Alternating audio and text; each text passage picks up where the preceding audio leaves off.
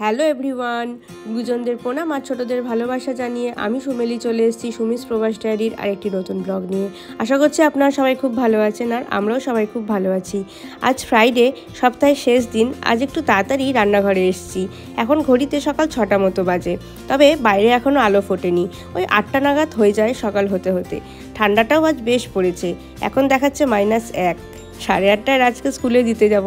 আর এখন যেহেতু সামনেই ক্রিসমাস, এখনও সামনে একটা উইক বাকি আছে স্কুলের ছুটি পড়তে। তারপরই ক্রিসমাসের ছুটি পড়ে যাবে। আর ক্রিসমাসের আগে এখন প্রতিদিনই স্কুলে ক্রিসমাস রিলেটেড কিছু না কিছু প্রোগ্রাম হচ্ছে। যেমন আজকে সব বাচ্চাদেরকে ক্রিসমাস লাঞ্চ দেওয়া হবে, ওই পিৎজা, বার্গার, পকোড়া, এই টাইপের পার্টি ফুড। তাই আজ আর আমাকে রাজকে টিফিন বানিয়ে দিতে হবে না, তাই সকালবেলাটা রাতের জন্য রান্নাটা করে রাখছি। আজ আর টাইম পাবো না জানেন সারাদিন রান্না করার, কারণ রাজকে স্কুলে দিয়ে আমরা যাব কালকে আমাদের একটা পিকনিক আছে, সেই পিকনিকের বাজার করতে। শীতকালে পিকনিক হবে না সেটা হয় বলুন, তাই প্ল্যান করে একটা কালকে পিকনিকের অ্যারেঞ্জ করা হয়েছে। তাই শুধু বাজার নয়, দুপুরে যাব যার বাড়িতে পিকনিকটা অ্যারেঞ্জ হয়েছে সেই দাদার বাড়িতে কালকে পিকনিকের যে রান্নাটা হবে সেই রান্নাটা একটু এগিয়ে রাখার জন্য। তাই ফ্রিজে দেখলাম একটু মাশরুম ছিল, ওটা দিয়েই তাড়াতাড়ি করে একটু মশলা মাশরুম বানিয়ে রাখছি, তাহলে রাতের জন্য হয়ে যাবে। আর দুপুরে রান্না আমাদের করাই আছে। মাশরুমটা অনেক রকমভাবেই করি, তবে রুটির সাথে এরকমভাবে করলেই বেশি ভালো লাগে। মাশরুমটা একটু ভাপিয়ে নিয়েছি, নাহলে ডিরেক্ট যদি মশলার মধ্যে দিয়ে দেই তাহলে দেখেছি মাশরুমটা চুপসে একদম ছোট্ট হয়ে যায়। আর একটু ভাপিয়ে নিলে কি হয়, ভেতরে বেশ জুসি ব্যাপারটাও থাকে আর চুপসে একদম ছোট হয়ে যায় না। আমি এটা আগে জানতাম না, আমার এক বান্ধবী ছিল এখানে দেবযানী বলে, ওর কাছ থেকেই এটা শিখেছি। তারপর দেখলাম যে এরমভাবে করলেই বেশি ভালো হয় খেতে। তেলের মধ্যে গোটা জিরে ফোড়ন দিয়ে তারপর পেঁয়াজ আর কাঁচা লঙ্কা দিয়ে আদা রসুন পেস্ট দিয়ে ভালো করে কষিয়ে তেলটা যখন ছেড়ে আসবে তখন হলুদ, লঙ্কার গুঁড়ো, ধনে জিরে গুঁড়ো, টমেটো বাটা আর কাজু বাটা দিয়ে ভালো করে কষিয়ে মাশরুমগুলো দিয়ে দেবো। তারপর মাশরুমগুলো যখন ভালো করে মশলার সাথে মিশে যাবে তখন গরম জল দিয়ে ঢাকা দিয়ে দেবো। যেহেতু রুটির জন্য খাওয়া হবে তাই জন্য খুব বেশি জল দেবো না, একদম মাখা মাখা হবে তরকারিটা। তারপর ঢাকা খুলে ধনেপাতা আর কসৌরি মেথি দিয়ে ঢাকা দিয়ে রেখে দেবো। এদিকে রাজও রেডি হয়ে গেছে। আজকে ওকে দিয়েছি, ও একাই খেয়ে নিয়েছে, বিরক্ত করেনি। আর আজকে ক্রিসমাস জাম্পারটা পরিয়ে পাঠাতে বলেছে। ঠান্ডা আছে কিন্তু বাবা বাইরে আছে, জানো তো। আজকে কি তোমাদের জাম্পার ডে? আর কি দেবে আজকে? স্কুলে আবার ক্রিসমাস ডিনার, স্কুলে ক্রিসমাস ডিনার মানে পার্টি ফুড দেবে আজকে। আর তোমাদের আজকে জাম্পার পরে, ক্রিসমাস জাম্পার পরে যেতে বলেছে, তাই তো? হ্যাঁ, আজকে না, আজকে রেনি না, আজকে ক্লাউডি। তুমি কিন্তু জ্যাকেটটা খুলবে না।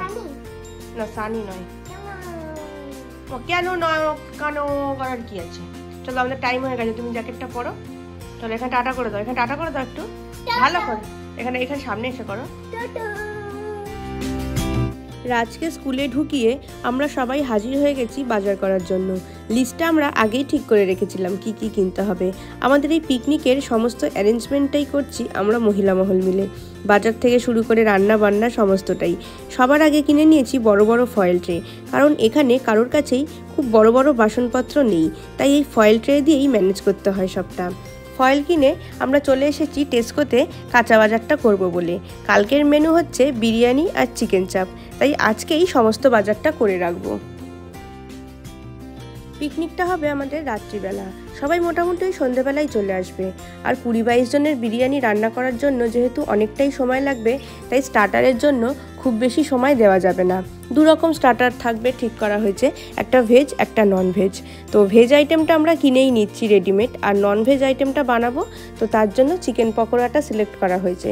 চিকেন পকোড়া থাকবে আর একটা ভেজের আইটেম থাকবে। হবে না, আমার মেয়ে খাবে না, ও বাচ্চাগুলো চাপ খাবেও না, সেটা আমিও জানি।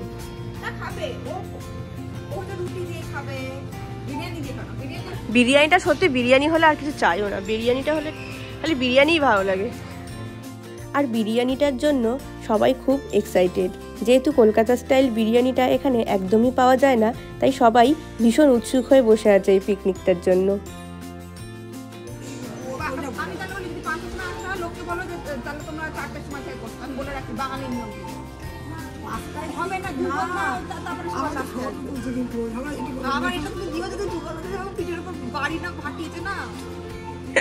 না, সবাই 5টাতেই আসবে, দেখো বেশি রাত করলে পরে আবার অসুবিধা, কারণ বাড়ি যেতে হবে।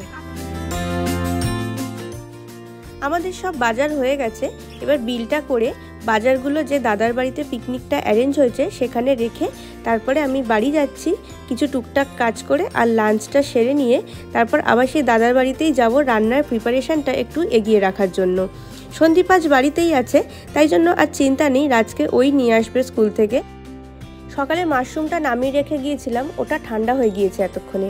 এবার এটা ফ্রিজে তুলে আমি লাঞ্চ করে রেডি হয়ে বেরিয়েও পড়েছি।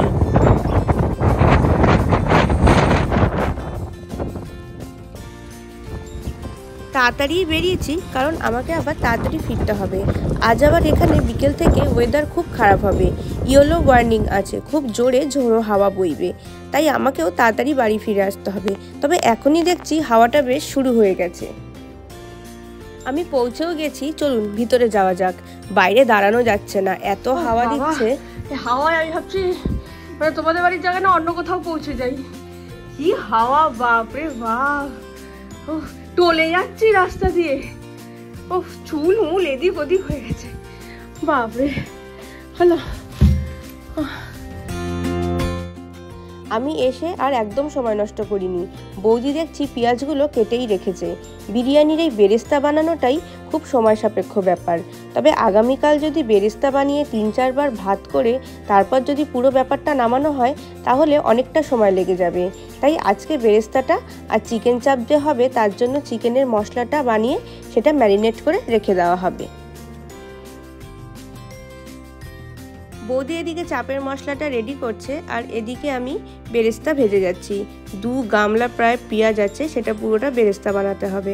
আর এদিকে দেবীও এসে গেছে।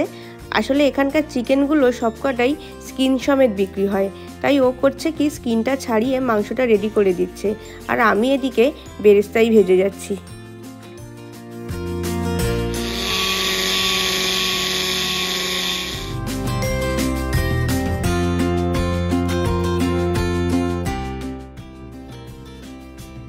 চাপের মাংসটা ম্যারিনেশনের জন্য রেডি, আর এদিকে বেরেস্তাও ভাজা চলছে। প্রায় অনেকটাও সময় কেটে গেছে, প্রায় ঘন্টা 3। আরও একটু সময় লাগবে, আসলে বেরেস্তাটা হতে একটু সময় লাগে তো। 2টো কড়াইতে যে কারণে করা হচ্ছে, তাও যেন শেষ হচ্ছে না। ওদিকে দেবী বসে গেছে বিরিয়ানির জন্য আলু ছাড়াতে, কালকের জন্য একটু এগিয়ে রাখা আর কি, সকালবেলা তাড়াহুড়ো করতে হবে না। আর আমিও এবার বেরিয়ে যাব, মোটামুটি সব হয়েই এসেছে এবার, আর কিছুক্ষণেই সব হয়ে যাবে। বাইরেও ওয়েদার খুব খারাপ হচ্ছে, আর বেশিক্ষণ থাকা যাবে না। এবার বাকিটা বৌদি বলল করে নিতে পারবে, যেহেতু ওয়েদার খারাপ হচ্ছে বলল তুমি আর লেট করো না, ওরা দুজনে করে নেবে। কাল সকালবেলা যতটা পারি তাড়াতাড়ি চলে আসবো, কারণ কালকে চিকেন চাপ হবে, তারপর বিরিয়ানি বসবে। তাই আমি আর ওয়েট করলাম না, ট্যাক্সি ডেকেই নিয়েছি। ওয়েদার এত খারাপ যে হেঁটে বাড়ি ফেরা যাবে না।